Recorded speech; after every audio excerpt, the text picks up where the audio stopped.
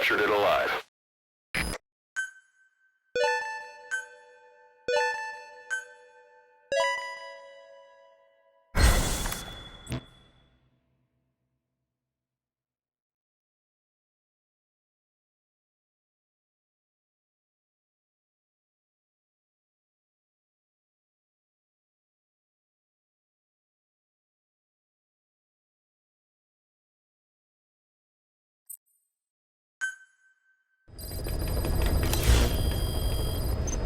Boss, I've updated the mission list. We've received a new job offer. The details are on your iDroid. Boss, we gave Ralph, that kid who died in the accident, a burial at sea.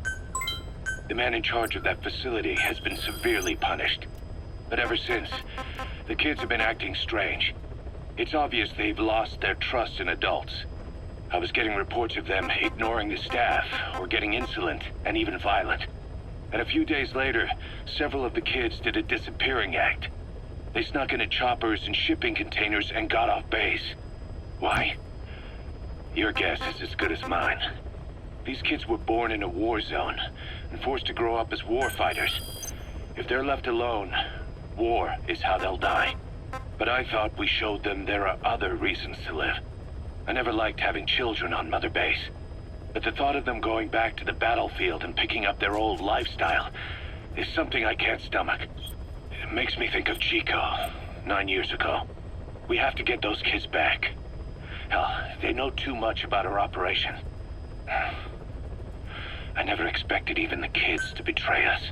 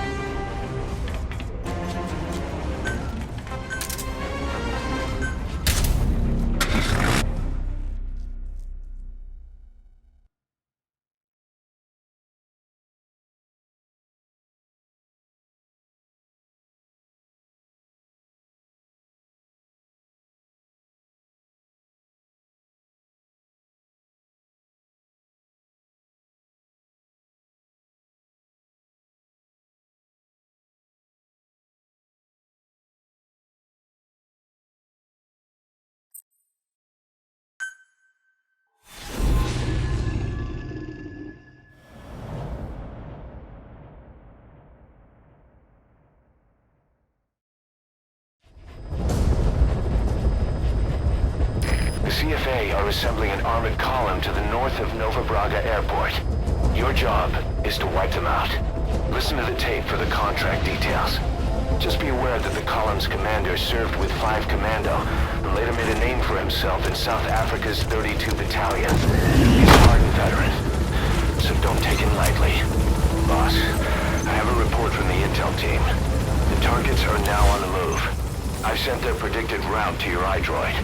Check your map.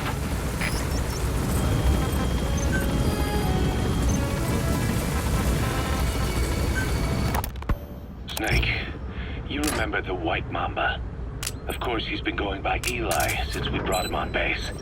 He was the leader of the child soldier unit we took out of that village and into our protection. Well, according to the kids you brought back here, all the escapees were especially close to Eli. There's reason to suspect he's behind all 6 escapes. We've already detained him. I'll be questioning him shortly. Wait. You'll be? Ocelot. You're incapable of taking an impartial stance with those kids. Question them all you want. It'll get you nowhere. Ocelot, you get too many kicks from your art of interrogation. It's not a matter of art. It's about quick, minimal strokes of psychological warfare. That's what gets the answers. And it's the best way to keep both questioner and subject safe. The risks only increase the more an interrogation drags on. At that point, it causes as much pain to the inflictor as the inflicted. Like I said, too many kicks. What I'm trying to tell you is we need quick results. Otherwise, it'll be too little, too late. I know that. And besides, subject, I won't go overboard with the kid.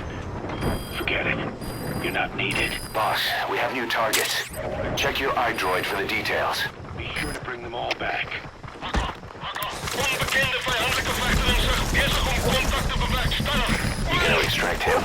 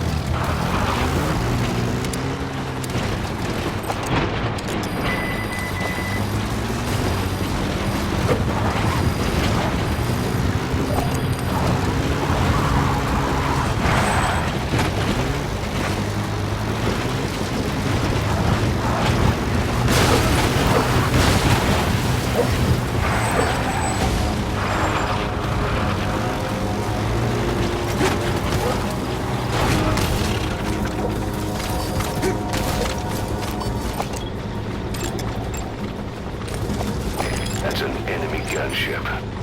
Don't try to take down a gunship from the front. You won't win in a head-to-head shootout. Try to get behind it and take it down with missiles.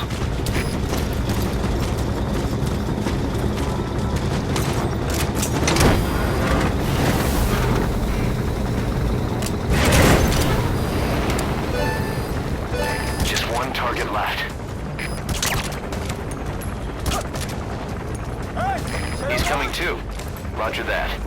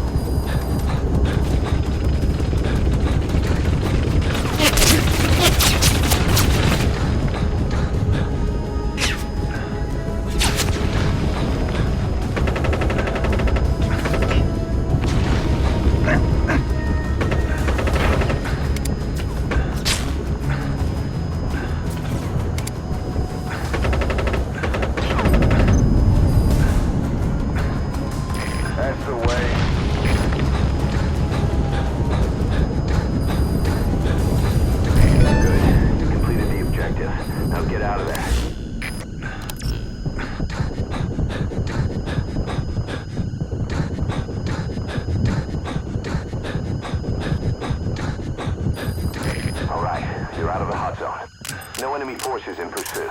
Mission complete.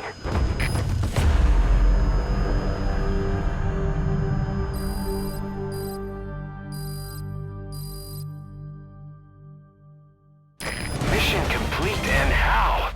They're gonna tell stories about this one, boss.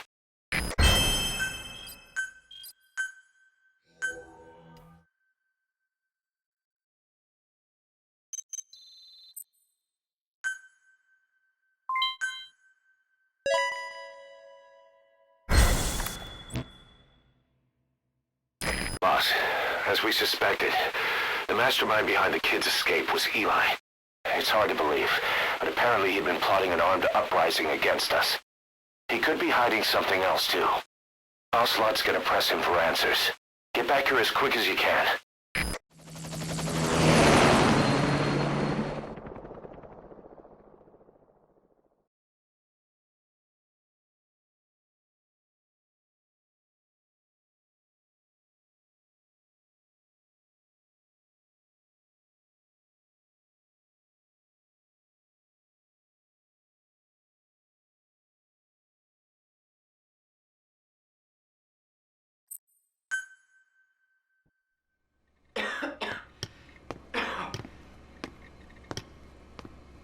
Where is I told you, your father's not here. he? They're back. Yes, they're back.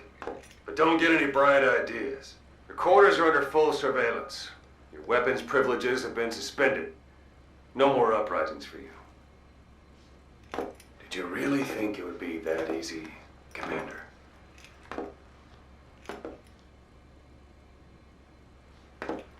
You'll get your boys back.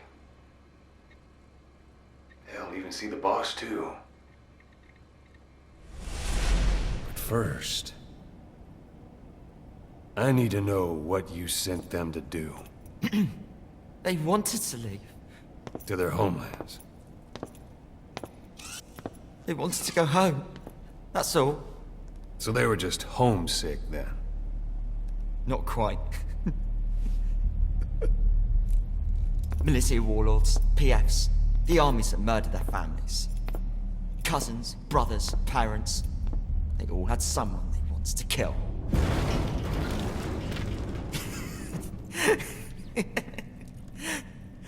I told them, last chance to face the world with no regrets. Last chance? You better be ready for your drag back here. Ready to face the world as enemies.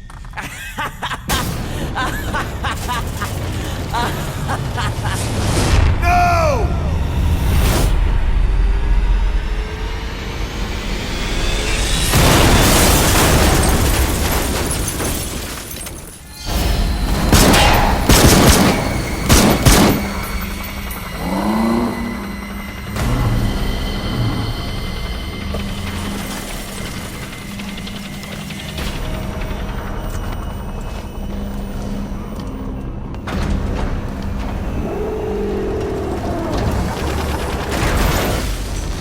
Not like you!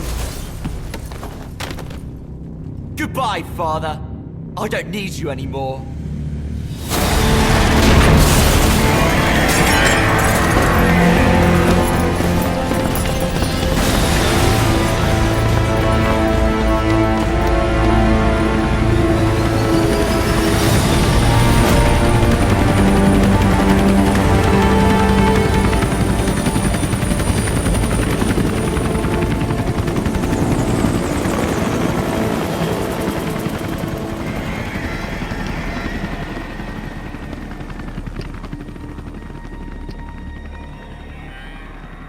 Was Ralph really an accident? Or did Eli just rig it to stir up the boys? Either way, he had to have been planning for this all along. Bidding farewell to the world.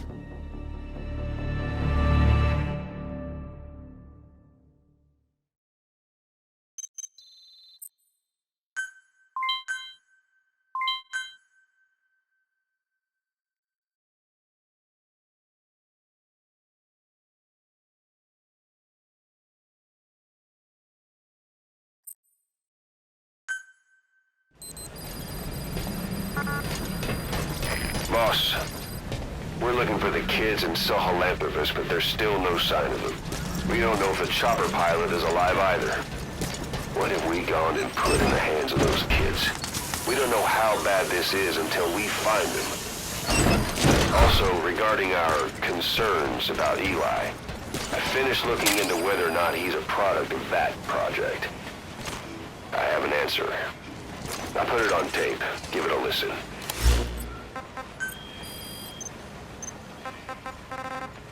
Boss, I've updated the mission list. We've received some new job offers. The details are on your iDroid. Snake, about the escaped children. Eli confessed. The way he tells it, they wanted to go back to the battlefield. Don't rob them of their freedom, he said. If you bring them all back, there will be consequences. Next to be asking for our surrender. Consequences? What consequences? No idea. That's all I have for now. You're too attached to those kids. Stop protecting Eli. Listen to yourself. Let me question him, and we'll get some real answers. Not necessary. I'll report as and when. Boss, we found weapons in the children's section of the living quarters. As you know, weapons are strictly off limits.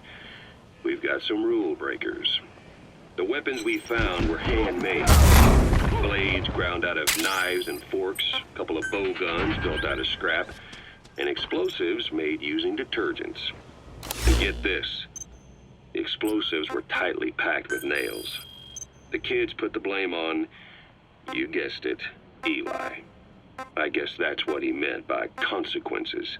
I questioned him about it, but this time he claimed they want to be put out on missions. Send us to the battlefield, he says. Miller, enough is enough. You've protected him too much already. It's my turn to question him. Protected?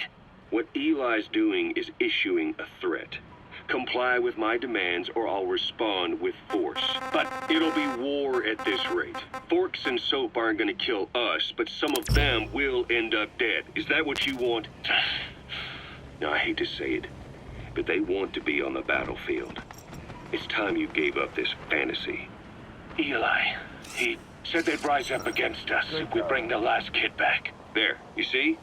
Ignore his demands. Don't let him return to quarters. That attitude is contagious. We lose control over them for good. For the time being, we've confiscated those handmade weapons. We're bumping up security and the number of psychiatric counselors. As for Eli... He needs some very special care. You mean solitary? Well, we can't leave him in contact with the other kids. If you won't do it, I will. Boss, keep working on extracting those kids.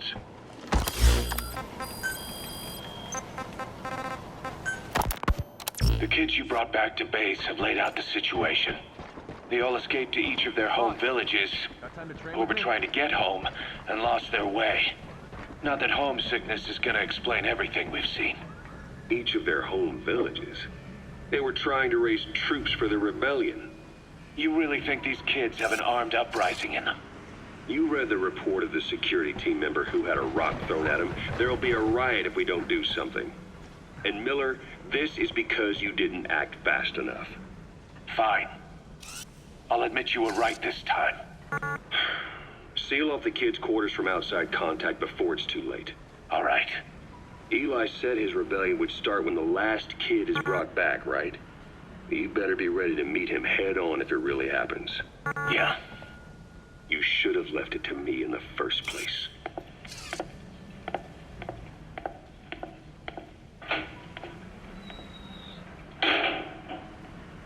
Boss, they're just kids. We have a responsibility to see that those kids make it. It's not about feeling protective or the pros and cons. I hate kids. That's exactly what I heard from the people who raised me. People who abandoned me, more like. That's the spark that kept me going, you know? I wanted to show those adults what I was made of. Wanted to get back at them one day. But before I knew it, I was all grown up. Never saw it coming. All of a sudden, people treated me as an adult. Some adult I turned out to be. But I feel like if my life had been different, if the adults I knew had been different, I could have grown up better.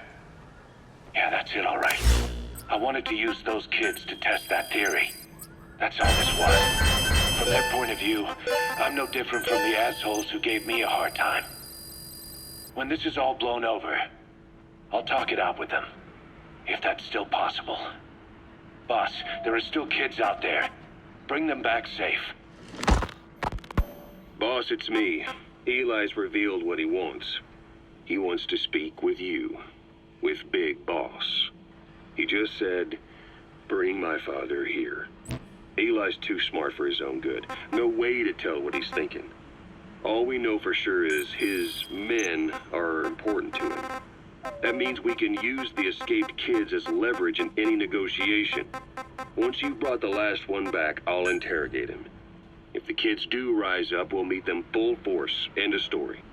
I didn't want things to turn out like this. We could have prevented it, but it's too late now. If Eli means to take this all the way, he's gonna force us to do the same. Boss, go get that last kid. Boss, we've got the results of Eli's genetic tests. We can finally put this worry behind us. We used the PCR technique and conducted DNA fingerprinting of the copied DNA sequences.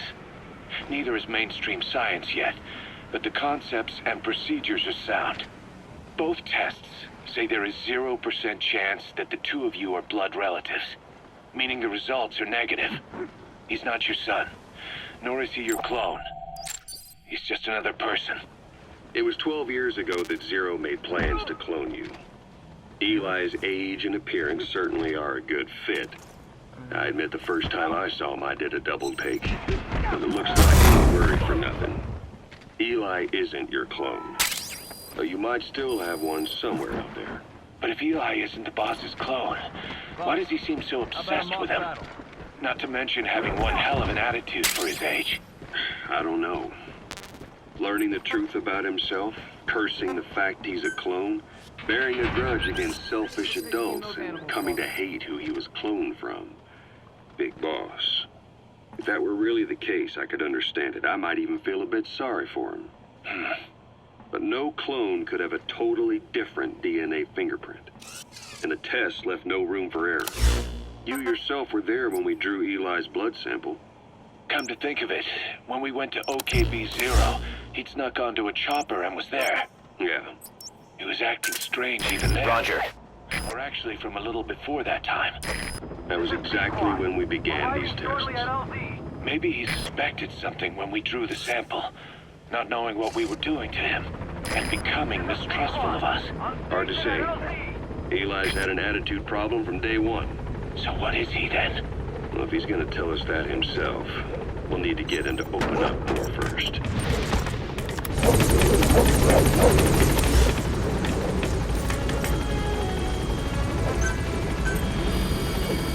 Gaining altitude.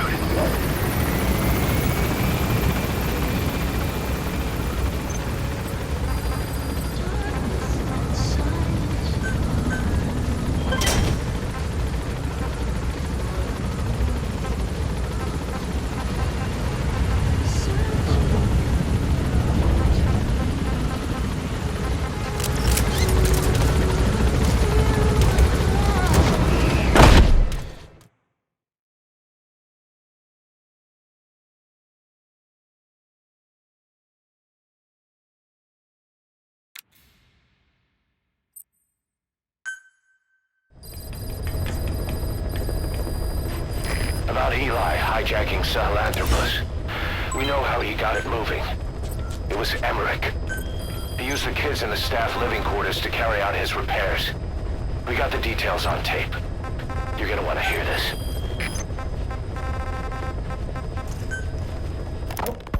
Skullface. Real name unknown. Born in Hungary, more specifically northern Transylvania after it reverted to Hungary from Romania. While he was young, the country allied with Germany as part of the Axis powers, but later during the war, it came under Soviet occupation. The Hungarians struggled for independence, but the Soviets came down. Hard. Just like he said, time and again, the country was ruled by a